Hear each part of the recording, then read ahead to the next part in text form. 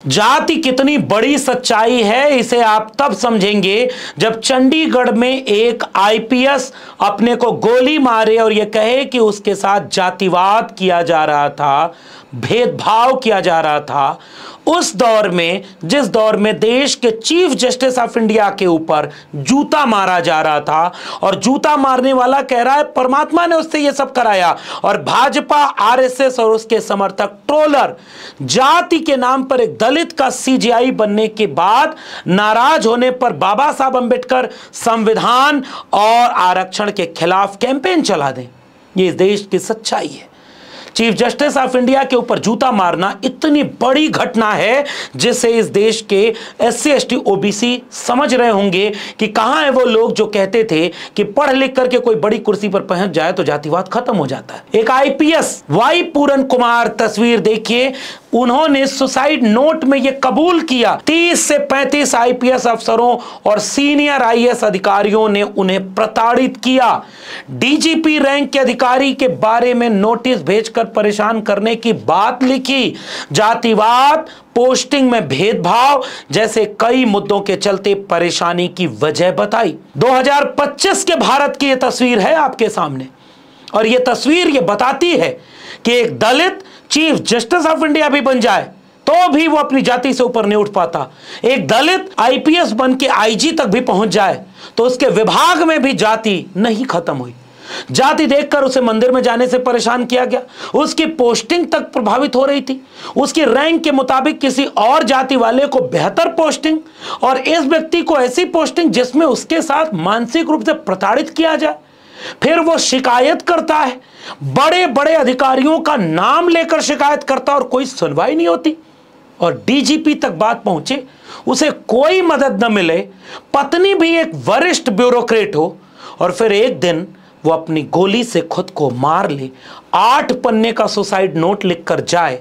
ये 2025 के भारत में हो रहा है। कहां है वो लोग जो कहते हैं कि जातिवाद तो खत्म हो गया और मेरिट के नाम पर सब बात होनी चाहिए थी? वो आकर बताएं कि सीजीआई से लेकर के वाई पूरन कुमार आईपीएस किसका शिकार हुआ। हरिओम वाल्मीकि पीट पीट कर मारा जा रहा है उत्तर प्रदेश के रायबरेली में। उत्तर प्रदेश देश में दलितों के उत्पीड़न में सबसे नंबर 1 पर पहुंच जा रहा है। दलितों के अन्याय अत्याचार पर कोई कमी नहीं, पिछड़े अति पिछड़े मारे जाने रहे, और आपको केवल मुसलमान का डर दिखाकर उनके घर पर बुलडोजर मुकदमा तो चल ही रहा था, और हिंदुओं को गोलबंद करके हिंदू राष्ट्र बनाने वाले ऐसे मुद्दों पर चुप हो गए। जरा आंख खोलकर देखिए कि वाई पूरन कुमार का मामला कितना संगीन है, कितना भयावह है। अप्रैल में रोहतक रेंज का आईजी लगाया गया पूरन कुमार को, और 29 सितंबर को उनका ट्रांसफर रोहतक के सुनारिया में बने पुलिस ट्रेनिंग कॉलेज में आईजी पद पर कर दिया गया। 2 अक्टूबर को वह डीजीपी से 5 दिन की छुट्टी लेकर चले गए। 7 अक्टूबर तक छुट्टी काटने के बाद 8 अक्टूबर बुधवार को उन्होंने ड्यूटी ज्वाइन कर ली थी। 6 अक्टूबर को गनमैन पर रिश्वत मांगने की एफआईआर रोहतक के अर्बन स्टेट थाने में पूरन सिंह के साथ रहने वाले उनके गनमैन सुशील कुमार पर केस दर्ज हो गया। सुशील कुमार यमुनानगर का रहने वाला था। रोहतक के एक शराब व्यापारी ने आरोप लगाया कि पूरन कुमार के कहने पर उसके गनमैन ने 2.5 लाख रुपए की रिश्वत मांगी। कारोबारी ने इससे जुड़ी ऑडियो क्लिप रोहतक पुलिस को दी। 7 अक्टूबर को केस में पूरन कुमार का नाम आया। एसपी नरेंद्र बिजारड़िया के मुताबिक 6 अक्टूबर को केस दर्ज करने के बाद पुलिस ने गनमैन सुशील से पूछताछ की तो उसने पूरन कुमार के नाम पर रिश्वत लेने की बात कही। रोहतक पुलिस ने सुशील को मंगलवार को कोर्ट में पेश कर न्यायिक हिरासत में जेल भेज दिया, और 7 अक्टूबर तक पूरन कुमार को कोई नोटिस वगैरह जारी नहीं किया गया था। 7 अक्टूबर को ही पूरन कुमार ने खुद को गोली मार ली। चंडीगढ़ के सेक्टर 11 स्थित अपनी कोठी में थे, और 116 नंबर की कोठी में सुबह 11 से 12 के बीच में बेसमेंट में जाकर खुद को गोली मार ली। घटना का पता जब चला, बेटी अमूल्या बाजार से लौटी और बेसमेंट में पिता की कनपट्टी से खून निकलते देखा।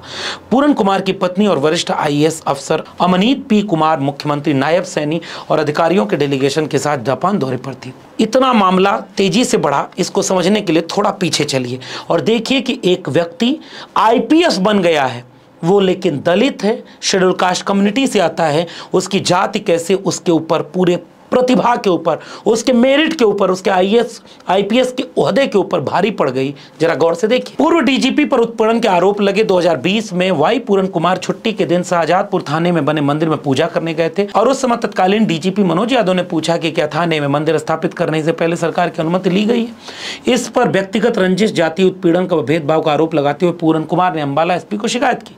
2022 में गृह विभाग के तत्कालीन एसीएस राजीव अरोड़ा पर पक्षपाती जांच रिपोर्ट बनाने का आरोप लगाया।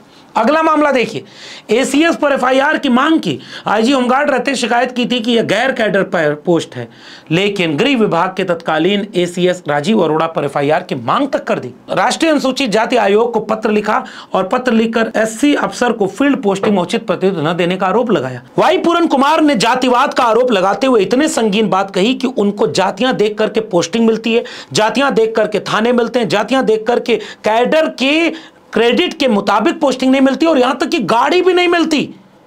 एक व्यक्ति जो आईपीएस बन गया, उसके कैडर के भीतर भी उसको भेदभाव का शिकार होना पड़ रहा है। कहां है वो लोग जो कहते थे कि आर्थिक आधार पर आरक्षण कर दो? ये देखो, ये आईपीएस पूरन कुमार क्या आर्थिक आधार पर प्रताड़ित किया जा रहा था? आगे कहानी सुनिए। अफसरों के 2-2 आवास का मामला उठाया कि 9 आईपीएस अफसर को 2-2 सरकारी आवास अलाट हैं। 2023 में पत्र लिखा था। डीजीपी के खिलाफ पत्र लिखा 2024 में शत्रुजीत कपूर। चुनाव आयोग को लिखा कि हरियाणा पुलिस सेवा अधिकारियों के अस्थायी ट्रांसफर शासनादेश के खिलाफ किए गए हैं और उनकी जांच होनी चाहिए। 2024 में केंद्रीय कार्मिक विभाग व सीएम को पत्र लिखकर आरोप लगाया कि 91, 96, 97 और 2005 के आईपीएस अधिकारियों को प्रमोशन सही से नहीं मिल रहा है। 2006 बैच के आईपीएस अफसरों को समय पर न मिलने की शिकायत की। 2024 के लोकसभा चुनाव में तत्कालीन मुख्य निर्वाचन अधिकारी अनुराग अग्रवाल पर आरोप लगाया कि एससी अफसरों के ट्रांसफर कर रहे हैं, जनरल अफसरों के ट्रांसफर नहीं कर रहे हैं। ये वो पूरन कुमार लिख रहे हैं जो आईपीएस हैं। वो कह रहे हैं ट्रांसफर, पोस्टिंग, प्रमोशन और उसके बाद गाड़ी से लेकर के आवास तक जाति देख करके मिल रहा है या नहीं मिल रहा है। इस देश में आप कहते हो कि जातिवाद खत्म हो गया। इस देश में आप कहते हो कि ओहदा बड़ा मिल जाए तो आर्थिक आधार पर आरक्षण कर देना चाहिए और एक व्यक्ति को आगे बढ़ जाने के बाद उसका आरक्षण खत्म कर देना चाहिए। आपको आरक्षण से दिक्कत होती है, आपको यह नहीं दिखता कि सीजीआई से लेकर के आईपीएस तक जातियां खत्म नहीं।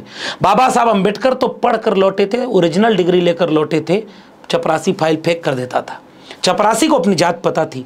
अंबेडकर पढ़ लिख कर अफसर बन गए, फिर भी वो जाति नहीं गई और फिर वो वापस हो गए। एक आईएएस रिटायर हुआ तो उसका वीडियो मैंने कुछ दिन पहले दिखाया था कि वो कहता था कि आईएएस बनना तो मेरे लिए पेट भरने का रास्ता था, सम्मान नहीं मिला क्योंकि मैं दलित था। लेकिन आईएएस बाद में था और दलित समाज था। 5 साल में आईएएस में रहा। जो मेरा नौकर था वो ब्राह्मण था। जिस कपड़े में चाय पीता था या पानी पीता था उसको ब्राह्मण चपरासी उठाने में पुलिस कर सकता। गांव के आदमी जो लिटिगेंट्स आते बाहर खड़े होकर सारा समाज बैठा अंदर। इसी देश में पिछड़े समाज से आने वाले मुख्यमंत्री का घर धोया गया। मुख्यमंत्री कर्पूरी ठाकुर को गाली दी गई, बीपी मंडल को गाली दी गई, मानवर कांशीराम का अपमान किया गया, आदरणीय मायावती जी का अपमान किया गया। लालू मुलायम तो आज तक सम्मान के पात्र हो नहीं पाए। कोई भी पिछड़ा, कोई भी दलित, कोई भी आदिवासी कभी भी आगे बढ़ जाए तो कहां मिलेगा। आईपीएस पूरन कुमार ने ये जो 15 अफसरों की डिटेल दी है, और अफसर देखिए कौन है। शत्रुजीत कपूर डीजीपी हरियाणा, टीवीएसएन प्रसाद आईएएस 88 बैच, राजीव अरोड़ा पूर्व एसीएस, मनोज यादव पूर्व डीजीपी आईपीएस, पीके अग्रवाल पूर्व डीजीपी, संदीप बिखवार आईपीएस, अमिताभ ढिल्लो, संजय कुमार, कला रामचंद्रन, माटा रवि किरण, शिवास कविराज, पंकज जैन, कुलविंदर सिंह, नरेंद्र बिजारिया। पूरन कुमार की पत्नी भी आईएएस हैं। अमनीत पूरन कुमार की शिकायत पर अब एफआईआर दर्ज होगा कि नहीं, कार्रवाई क्या होगी पता नहीं, लेकिन हरियाणा का यह मामला सहरा देने वाला है। कितने तरह के उस पन्ने पर सुसाइड नोट लिखे, 8 पन्ने, और फाइनल रिपोर्ट करके उन्होंने ये काम किया है। सोचिए कोई व्यक्ति किस हद तक प्रताड़ित होगा कि वो अपने ही पिस्तौल से अपनी ही कनपट्टी पर गोली मारे। जो आईपीएस हो, वो वरिष्ठ आईपीएस हो रहा हो, उसके पास काम का अनुभव हो, शिक्षा लेकर गया हो, लेकिन वो कौन सी परिस्थितियां थी जिससे वो सिस्टम से नहीं लड़ पाया। और उसका शोषण करने वाले, मानसिक रूप से प्रताड़ित करने वाले, उनके साथ भेदभाव करने वाले बाहर के नहीं थे, विदेशी नहीं थे, मुसलमान एक भी नाम नहीं है। नफरत फैलाने वालों से कभी ये सवाल पूछिएगा कि ये सारे इसी देश के लोग हैं जो पुलिस व्यवस्था जैसे पढ़े लिखे जगह पर, जहां पर सब पढ़ लिख करके पहुंचे हैं, लेकिन जाति से ऊपर नहीं उठे।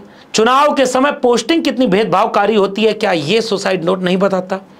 ट्रांसफर, पोस्टिंग, प्रमोशन तक जाति देखकर होती है, क्या यह सुसाइड नोट नहीं बताता? क्या जाति के नाम पर आवास से लेकर गाड़ी मिलने तक का भेदभाव नहीं किया जा सकता? क्या जाति के नाम पर इतना भेदभाव कि उनकी शिकायतों को नजरअंदाज कर दें और एक व्यक्ति अपने अंतिम नोट में 15 पूरे प्रदेश के सबसे टॉप अधिकारियों का नाम लिख दे? क्या होगा कार्रवाई? कुछ दिन बाद आप भी भूल जाओगे। हरिओम वाल्मीकि को भूल गए ना? सीजेआई पर जूता मारा गया, खुलेआम धज्जियां उड़ाई गई बाबा साहब के संविधान की। पंजाब पुलिस का शुक्रिया कहिए कि उसने कुछ सोशल मीडिया के नफरती दंगाइयों को मुकदमे कर दी और मुकदमे करने के बाद उनकी भाषा बदल गई, लेकिन सबको समझ में आ रहा है कि उनके पीछे बीजेपी और आरएसएस खड़ी होकर यह सब करा रही। तो इस देश में दलित पिछड़ा होने का मतलब क्या है, ये आपके सामने अब कितने सबूत से आएगा। और वाई पूरन कुमार का मामला लंबे समय तक याद रखा जाएगा कि आईपीएस बनने के बाद भी वो व्यक्ति अपनी जात से बड़ा नहीं हो पाया। कहां है वो लोग जो कहते हैं कि शिक्षा दे दो, पैसा दे दो, गरीबी उन्मूलन कार्यक्रम है आरक्षण, और आरक्षण के नाम पर मेरिट से भेदभाव होता है। अब जातियां तो खत्म हो गई हैं, जातिवाद तो है ही नहीं। जाति जनगणना कराओगे तो जातिवाद बढ़ जाएगा। आंख खोलकर उनको ये रिपोर्ट दिखाइएगा और बताइएगा कि ये इतना निर्मम देश है जो जातियों को कैसे कैसे खोज लेता है, और जब भेदभाव करना होता है तो वो जातियों को खोज कर जाति के मुताबिक भेदभाव करता है। उसे फर्क नहीं पड़ता कि आप सीजीआई हैं या आईपीएस अधिकारी होकर के आईजी के पोस्ट पर बैठे। वो लक्ष्मण यादव जैसा एक प्रोफेसर जब प्रोफेसर बनकर जाता है तो भी कहता है कि हीरों के बच्चे गाय भैंस चराना छोड़कर यूनिवर्सिटी टॉप करेंगे तो हमारे बच्चे कहाँ जाएंगे। वो प्रोफेसर में भी जातियां खोजता है, वो इंटरव्यू में भी जातियां खोजता है, वो ट्रांसफर पोस्टिंग में भी जातियां खोजता है। जाति से बड़ी सच्चाई और क्या है देश में। इसीलिए मैंने प्रोफेसर की डायरी में ये कड़वी सच्चाई लिखी थी। लेकिन आपके लिए ये बात है क्योंकि आप कुछ दिन बाद भूल जाएंगे। यही भाजपा आरएसएस वाले आएंगे, आपको हिंदू बनाएंगे। आप दलित, पिछड़े, आदिवासी लोग, उनमें से एक बहुत बड़ा हिस्सा जो कम समझता है, जो उनके साजिश को नहीं जानता है, वो हिंदू बनकर मुसलमानों के खिलाफ एकजुट हो जाएंगे। लेकिन वो अपने साथ हो रहे इन अन्याय और जातिवादी, सामंती, फिरका परस्त ताकतों से साजिश को नहीं पहचान पाएंगे तो फिर लड़ेंगे कैसे। इसलिए वाई पूरन कुमार का ये सुसाइड नोट आपसे बहुत कुछ सवाल कर रहा है। कब रोकोगे इसे, कब समाज को बदलोगे? नई पीढ़ी के लोगों, जिम्मेदारी आपके ऊपर है। सीजीआई के ऊपर चलने वाला जूता एक व्यक्ति के ऊपर फेंका गया जूता नहीं था, एक मनुस्मृति को दिल में रखने वाले संघी फासिस्ट का, एक सामाजिक न्याय के रास्ते से चलकर संविधान के सर्वोच्च पद पर बैठने वाले एक कुर्सी पर जूता मारा गया। यह मनुस्मृति का जूता संविधान को मारा गया। ये मनुस्मृति का एक साजिश संविधान के रास्ते पहुंचे पूरन कुमार को गोली चलवाकर यहां मार देता है। वो रोहित वेमुला पायल तड़वी को मारता है, वो आज भी हरिओम वाल्मीकि को मारता है। अगर भूल जाओगे तो आगे ये कतार जारी रहेगी, और अगर समय रहते समझ जाओगे तो इस जातिवाद के खात्मे, बाबा साहब अम्बेडकर के रास्ते, मनुस्मृति को बर्बाद करके संविधान को आबाद करने का लड़ाई लड़ोगे। वरना बीजेपी और आरएसएस अपने जाल में फंसाकर आप ही का वोट लेकर आपके खिलाफ आपके लोगों को यूं ही अपमानित करती रहेगी। ये वीडियो अगर जरूरी समझ में आए तो घर घर पहुंचाइएगा ताकि लोग कुछ भी सोचने के पहले समझें। अगर अब तक मेरे चैनल को सब्सक्राइब नहीं किया तो जाते थे चैनल को सब्सक्राइब करना मत भूलिए। बेल आइकॉन यानी घंटी का बटन दबाएंगे तो अगली वीडियो की सूचना मिलेगी। ज्वाइन करेंगे तो हमें ताकत और हिम्मत मिलेगी। अगर आप इस वीडियो को ट्विटर यानी एक्स या फेसबुक पर देख रहे हैं तो हमें फॉलो करना मत भूलिए। फिर मिलेंगे, तब तक के लिए बहुत बहुत धन्यवाद।